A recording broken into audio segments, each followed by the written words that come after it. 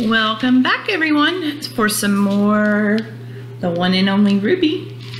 So today we're going to be starting on page 47. And if you've been following along with our story, you know Ruby is starting to get her tusks. And her aunts are talking to her about celebrating her tusk day, and she's not excited about that. And she's really started thinking about missing Stella. So that kind of is a little bit of a summary of what we've read so far. So today we're starting on page 47, An Elephant Alone. Tonight I wonder if I'll ever fall asleep. I doubt it. Not with the moon playing hide and seek with the clouds, not with questions buzzing in my brain like flies in a bottle. Oh, I love that simile. Questions buzzing in your brain like flies in a bottle. That's a great comparison. I wander through the pavilion. Aunt Kilo says the keepers make us go inside at bedtime for our own safety. And there are lots of things to do. Enrichment, I think they call it. Food puzzles, browse, branches covered in tasty leaves, hanging from ropes. Also my favorite, pretend termite mounds with hidden treats. But it's nothing like my life in the wild when I was a baby. Back in Africa, we were always on the move. A herd can travel 50 miles a day or more, searching for water and food. We walked together one by one, kind of like we were connected by an invisible thread. Even if you're just a tiny baby, you feel safe. I used to love night walking, Aunt Stella told me one time. Nobody talking, just the sound of our feet moving and moving and moving like a heartbeat. It was like we'd become one giant animal, the heart herd, my grandmother used to call it. Her voice had a lonely sound to it, so I patted her with my little trunk with my little trunk. Don't be sad, Aunt Stella, I said. I'm your herd now. You are my herd, dear one, she said, and my heart. The clouds parted for a moment, and Mwaji's light blanketed our cage. It's just, Aunt Stella shook her head.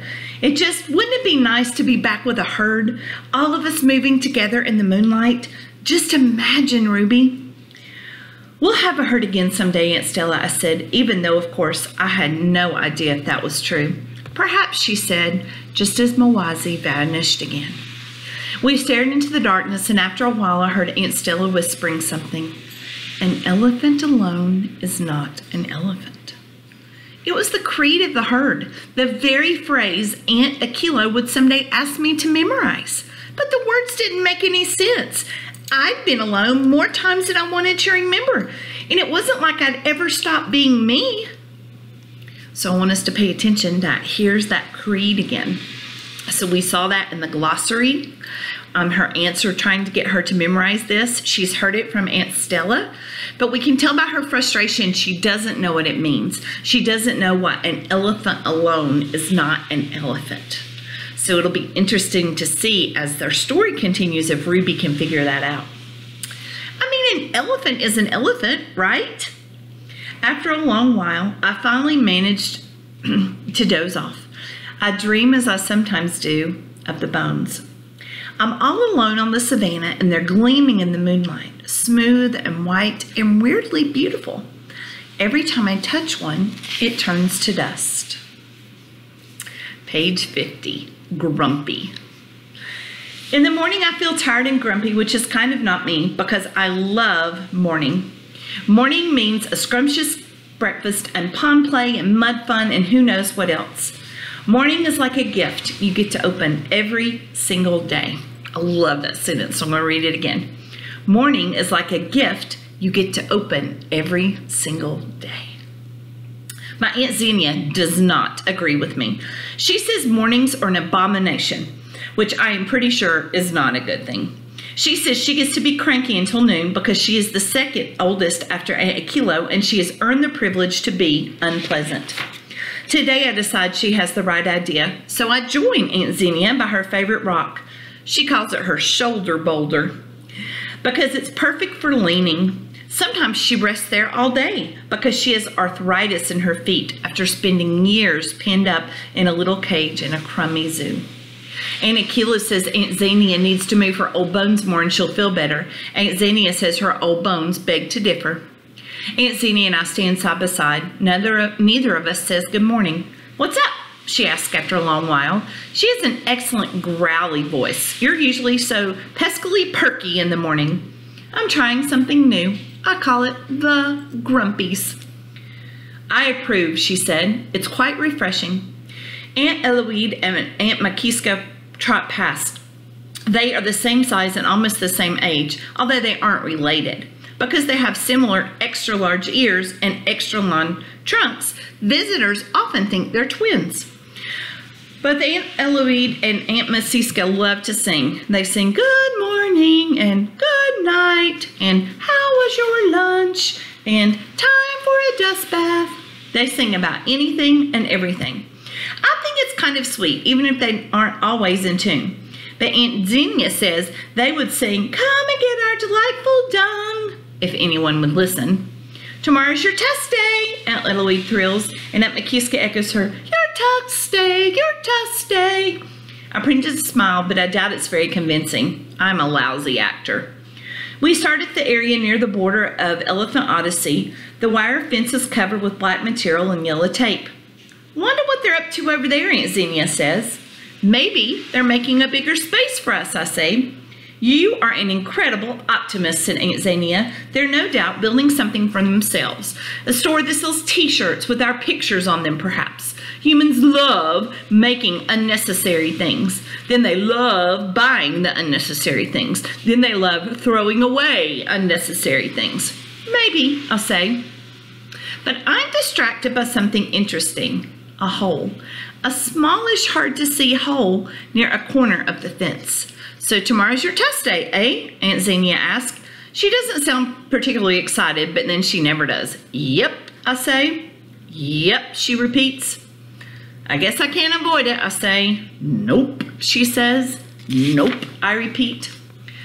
You can't run away from growing up, she said. That's a race you will not win, my friend. Nope, I say. Nope, she agrees. Aunt Xenia leans on her boulder, closes her eyes, and dozes off. She does that sometimes.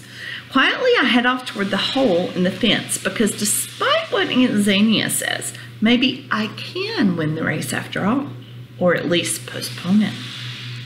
So I want you to think, why do you think Ruby is going over to that hole in the fence? I want you to think for just a minute and make a prediction about why you think she might be going to that hole in the fence. Got your prediction? All right, here's our next chapter, the hole. It's not a big hole, but it might be big enough, especially if an elephant pushed on it hard. If I ran away, maybe I wouldn't have to do my test day. A voice in my head says, Ruby, don't be silly. You can't run away. There's nowhere to go. It says, even if you can sneak away for a while, they'll find you. You know very well that elephants aren't very easy to hide. It says, this is really not a good plan, Ruby. You can delay your test day, but not forever. So did anybody make the prediction that she was going to try to fit through the hole and run away? Before I can argue back, I hear Aunt Aquila calling me. I'll have to finish this conversation with myself another time. Chapter 56, one of my names. And here's a picture of Ruby in the flowers. Ruby! Aunt Aquila calls, over here, dear. Coming, I reply, trunk trudging along. Trunk trudging is sort of the opposite of floppy running. It's when you plod extra slow, dragging your trunk. Trunk trudging is useful when you have to do annoying things, like go to bed, or visit the vet, or practice for your test day. As I near her, Aunt Aquila points with her trunk. It appears someone's looking for you, over by the visitors area. That's not unusual. Lots of humans come to the park to see me. I'm not bragging. It's just a fact. When you're the littlest elephant, you end up with tons of fans. I figure it's probably Carmen, a girl who visits me nearly every week with her family.